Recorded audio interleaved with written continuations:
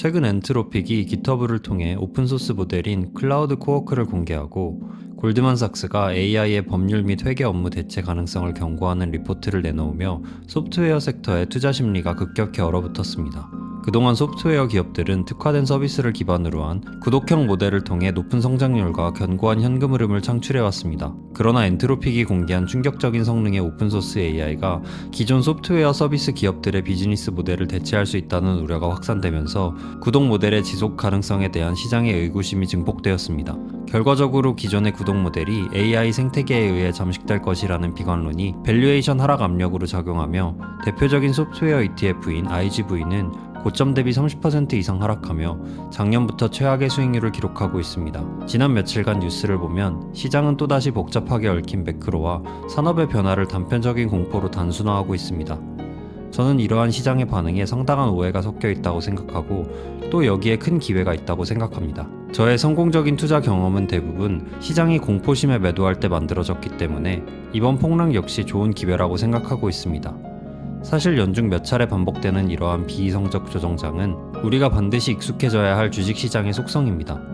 멀리 갈 것도 없이 바로 작년 딥시크 쇼크를 복귀해본다면 당시 중국 스타트업에서 출시한 딥시크 모델이 출시되고 미국 빅테크가 천문학적인 자본으로 쌓아 올린 AI 인프라와 데이터 독점력이 무력화될 것이라는 비관론이 뉴스에 이미 벌어진 사실인 듯 도배되었습니다. 엔비디아는 하루 만에 17%가 급락하며 증시 역사상 최대 시총 하락을 기록했고 실현되지 않은 시나리오에 베팅하며 투매가 이어지고 관세 이슈와 겹쳐지며 대부분 관련 종목이 30% 이상씩 하락했습니다.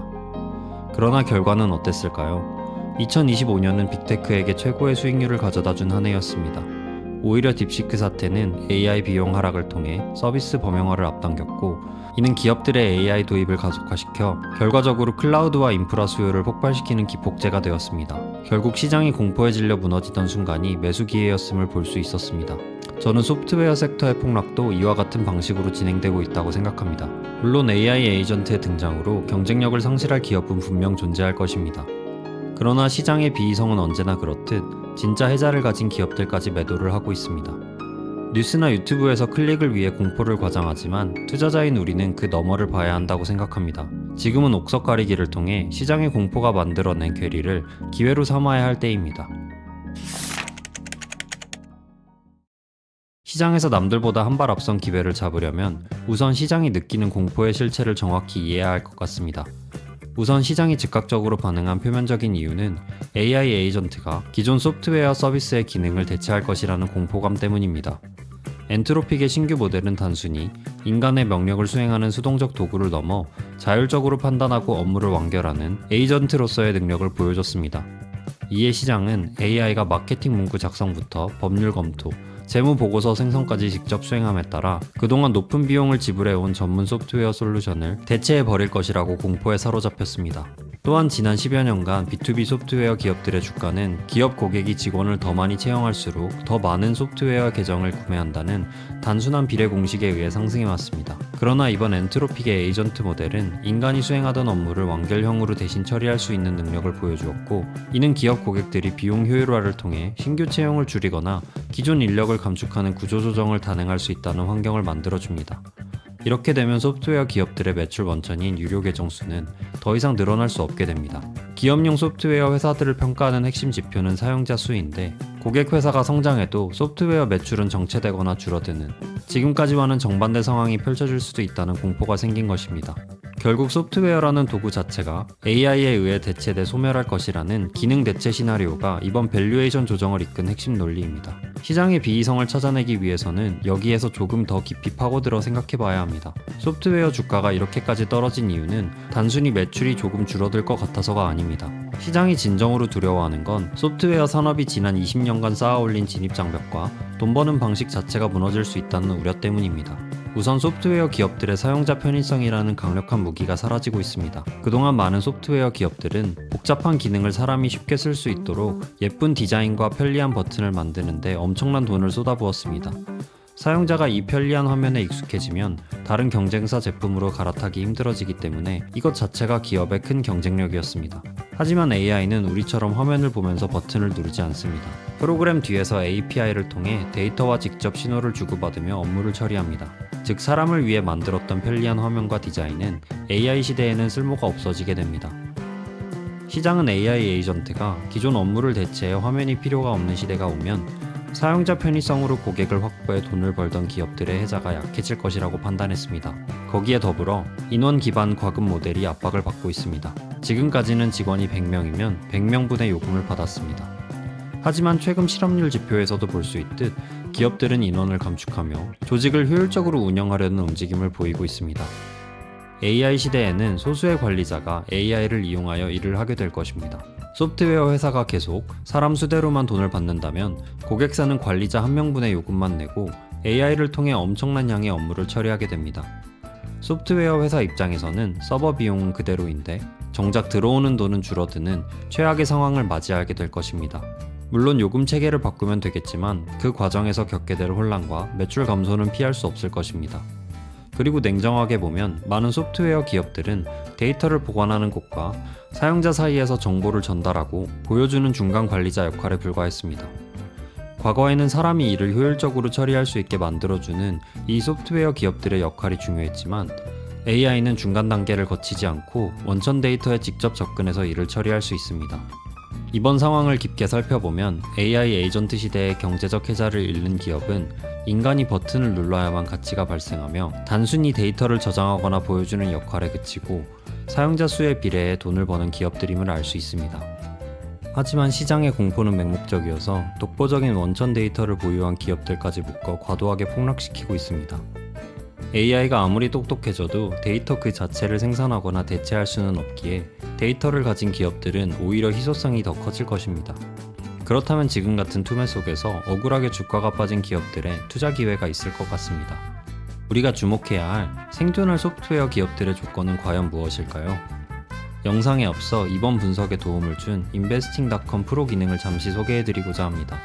제가 유튜브를 시작하고 감사하게도 처음으로 파트너 제안을 받았습니다. 돈을 받은 유료 광고는 아니고 investing.com 측에서 분석에 필요한 프로 기능을 쓸 수 있도록 지원해 주셨습니다. 사실 지원을 받았다고 해도 제가 사용해보고 별로라면 여러분께 그대로 말씀드렸을 건데, 그런데 이번에 소프트웨어 기업들을 분석하며 실제로 사용해보니 저희 같은 직장인 투자자들에게 유용할 것 같아 소개하게 되었습니다. 일일이 계산하기 힘든 적정 주가나 재무 건전성을 점수화시켜 쉽게 확인할 수 있고, 특히 경쟁사 비교 데이터나 투자 결정의 핵심 정보인 프로팁스를 바로 확인할 수 있어서 제가 놓칠 뻔한 투자 아이디어들을 빠르게 캐치할 수 있었습니다.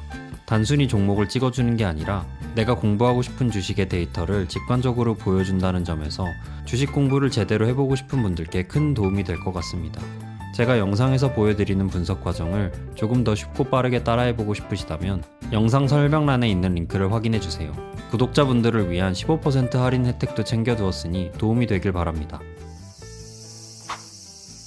다시 본론으로 돌아와 우리는 앞선 분석에서 시장이 느끼는 소프트웨어 기업들에 대한 우려가 단순 기능 대체와 과금 모델의 붕괴에 있음을 확인했습니다. 저는 AI 에이전트 시대에 살아남을 경제적 혜자를 다음 3가지 조건으로 정의해봤습니다. 첫째, AI가 학습하고 참조해야 할 고유 데이터의 원천을 가지고 있는가. 둘째, AI가 내린 판단을 실제 비즈니스 행위로 연결할 수 있는 결정권을 장악하고 있는가. 셋째, 인간의 수가 아닌 AI가 수행한 작업량에 비례해 매출을 올릴 수 있는가. 이번 소프트웨어 기업들의 매도로 펀더멘털 대비 과도하게 떨어져 있으면서 앞서 언급한 생존 조건을 충족하며 구조적 반등의 기틀을 마련하고 있는 3개 기업을 선별해봤습니다. 첫 번째로 살펴볼 기업은 서비스나우입니다. 서비스나우는 기업 내부의 파편화된 업무 처리를 하나의 플랫폼에서 해결해주는 비즈니스 모델을 가진 기업입니다. 과거에는 IT, 인사, 고객센터가 각자 다른 엑셀과 이메일로 소통하며 비효율이 발생했지만 서비스나우는 이 모든 과정을 하나의 워크플로우로 연결해주는 서비스를 제공합니다. 서비스나우는 현재 시장에서 가장 힘들게 하락하고 있는 종목 중 하나입니다. 주가는 최근 1년 사이 고점 대비 50% 가까이 급락하며 52주 신저가인 98달러 선까지 밀려났습니다. S&P 500 내 소프트웨어 섹터 중에서도 최악의 퍼포먼스입니다. 우선 왜 주가가 떨어졌는지 확인해 보겠습니다. 시장이 던지는 공포의 논리는 엔트로픽의 클로드 같은 AI 에이전트가 나오면 사람이 일일이 IT 오류를 접수하고 처리하는 티켓팅 시스템은 필요 없어질 것이라는 논리입니다. 즉 서비스나우를 대체될 중간 관리자로 본 것입니다. 주가가 많이 눌려있지만 아직도 60배라는 PE의 높은 밸류에이션도 이러한 공포를 부추기고 있습니다. 그러나 AI 에이전트가 기업 환경에서 실제로 작동하기 위해서는 맥락과 권한이 정의된 시스템이 필수적이라는 점이 간과되었다고 생각합니다. AI 모델 자체는 연산 능력일 뿐 다양한 기업 내부의 복잡한 업무 프로세스를 스스로 정의하지 못합니다. 실제 기업 내부의 업무 프로세스는 다양한 형태로 존재하고 기업 데이터 또한 정형화되어 있지 않습니다.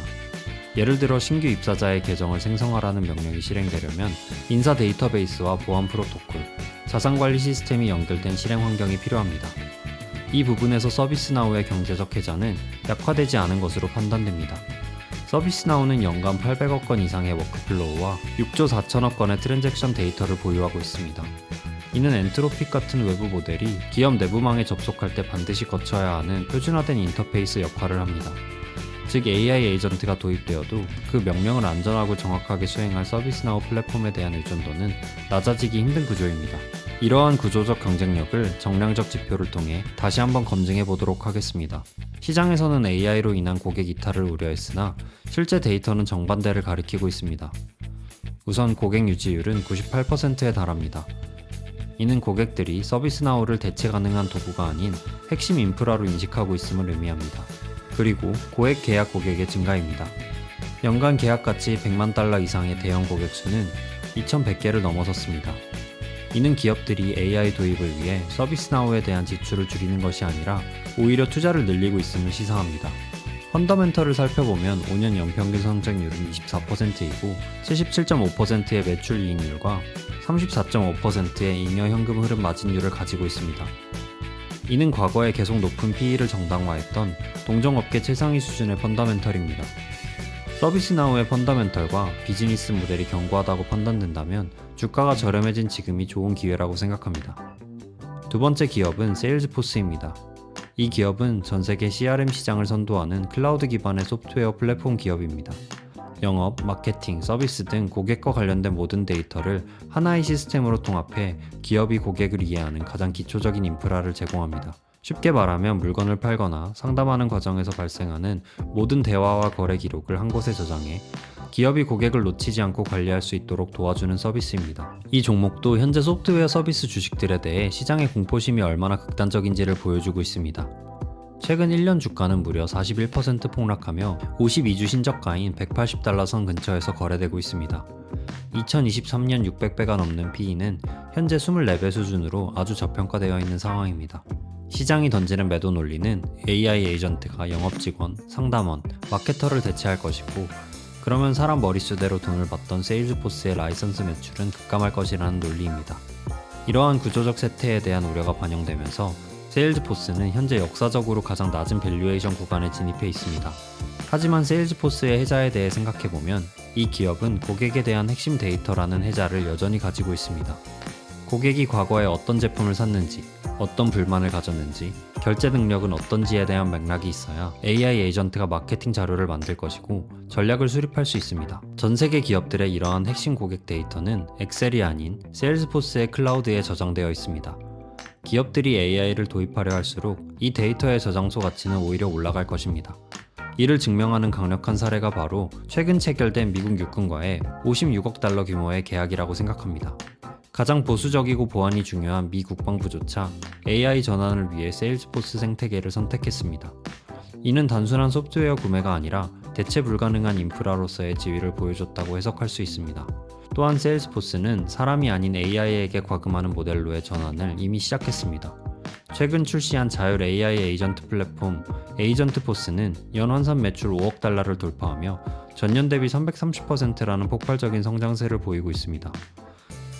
이는 직원이 줄어들면 매출이 줄어든다는 시장의 우려를 어느 정도 해소시켜줄 수 있는 데이터라고 생각합니다.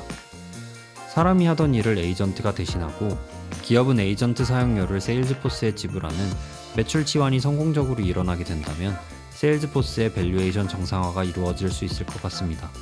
펀더멘털을 보면 매우 견고한데 연간 영업현금 흐름은 130억 9천만 달러이고 지난 5년간 EPS 성장률은 연평균 111.6%를 기록했습니다. 에비타 마진율 역시 29.4%로 사스 업계 최상위권입니다. AI 리스크를 제외하고 펀더멘털만 본다면 상당히 저렴한 밸류에이션 구간에 와 있음을 알 수 있습니다.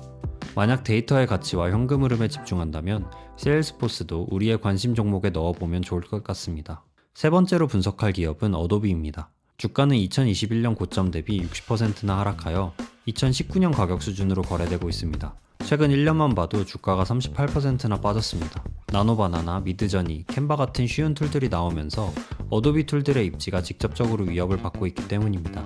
저의 경우만 보더라도 초보 유튜버의 입장에서 어도비는 가격적으로 부담스럽고 진입 장벽도 높아 캔바나 캡컷 같은 쉬운 툴을 선택하고 있기 때문에 이것은 부인할 수 없는 리스크인 것 같습니다. 하지만 실제 전문가의 세계는 조금 다릅니다. 광고, 영화, 디자인 업계에서 AI가 만든 결과물은 최종본이 아니라 재료일 뿐이고 그 재료를 가져와서 레이어를 나누고 색감을 보정하고 벡터로 변환해서 상업적으로 쓸 수 있는 형태로 마감하는 공정은 여전히 어도비의 툴, 포토샵과 일러스트레이터, 프리미어 프로에서 이루어집니다. 또한 어도비의 해자는 단순히 소프트웨어 기능에만 있는 것이 아닙니다. 지난 30여 년간 쌓아온 거대한 생태계가 어도비의 진정한 해자입니다. 전 세계 디자이너들이 공유하는 수십억 개의 튜토리얼, 플러그인, 그리고 어도비 포맷으로 저장된 레거시 파일들은 하루아침에 AI 툴로 갈아탈 수 없는 강력한 전환 비용을 만듭니다. 특히 기업 시장에서의 경쟁력은 더 강화되고 있습니다. 대기업은 저작권 문제가 해결되지 않은 AI 툴을 함부로 쓸 수 없기에 어도비는 저작권 문제가 없는 자체 AI, 파이어플라이를 통해 기업들에게 안전한 사진 생성 AI를 제공하고 있습니다. 실제로 포춘 50대 기업 중 40% 이상이 최근 2년간 어도비 지출을 2배로 늘렸습니다. 비전문가 매출은 줄어들 수 있으나 전문가들은 더 깊숙이 어도비 생태계에 락인되고 있다는 증거입니다. 무엇보다 어도비를 분석 리스트에 넣은 가장 큰 이유는 저렴한 밸류에이션입니다. 과거 어도비의 P는 30에서 40배를 받던 고성장주였습니다. 그런데 지금 포워드 P는 12배 수준으로 거래되고 있습니다. 이는 웬만한 저성장 가치주보다 싼 수준입니다.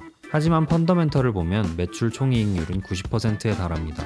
이는 소프트웨어 업계 최고 수준이며 영업이익률은 39%를 유지하고 있습니다. 부채 비율도 낮고 현금 창출력은 막강합니다. 주가를 보면 회사가 망해가는 것 같지만 실제로는 매년 10% 중반의 EPS 성장을 하고 있고 무엇보다 벌어들인 현금으로 자사주를 공격적으로 매입하고 있습니다. 이를 종합해보면 어도비의 주가는 AI 리스크가 과도하게 반영되어 있는 상태로 보입니다. 독점적인 시장 지위, 구독 모델의 현금 창출력, 그리고 디자이너 생태계에서 필수제적인 성격을 고려할 때 매력적인 가격에 진입했다고 생각합니다. 이번 영상을 통해 소프트웨어 주식 폭락에 대한 근본적인 원인과 그리고 그 매도세 속에서 잘못 평가된 소프트웨어 기업들의 본질적인 경쟁력이 무엇인지 확인했습니다. 이번 폭락장이 어쩌면 우리가 평소에는 너무 비싸서 담지 못했던 경제적 해자를 가진 좋은 기업들을 합리적인 가격에 소유할 수 있는 몇 안 되는 기회가 될 수 있을지 모릅니다. 저 또한 이번 조정을 단순한 위기가 아닌 포트폴리오에 좋은 기업을 보유할 수 있는 좋은 기회로 삼고 시장을 예의주시할 계획입니다. 그리고 오늘 제가 제시한 데이터와 논리가 정말 타당한지 여러분 스스로 꼭 한 번 더 검토하고 의심해 보시기를 부탁드립니다. 여러분의 자산을 지키는 것은 타인의 의견이 아닌 여러분 자신의 확신이기 때문입니다. 마지막으로 항상 부족한 영상임에도 댓글로 응원해주시고 의견을 나누어주시는 구독자 여러분께 진심으로 감사드립니다. 여러분께서 남겨주시는 한마디가 제가 퇴근 후에 대본을 작성하게 만드는 가장 큰 원동력입니다. 그 응원에 보답할 수 있도록 더 좋은 영상으로 찾아오겠습니다. 더 깊이 있는 주식 토치의 분석을 계속 보고 싶으시다면 구독과 알림 설정을 통해 더 빠르게 영상을 만나보실 수 있습니다. 시장의 소음이 커질수록 여러분의 논리는 더욱 단단해져야 합니다. 지금까지 주식 토치였습니다.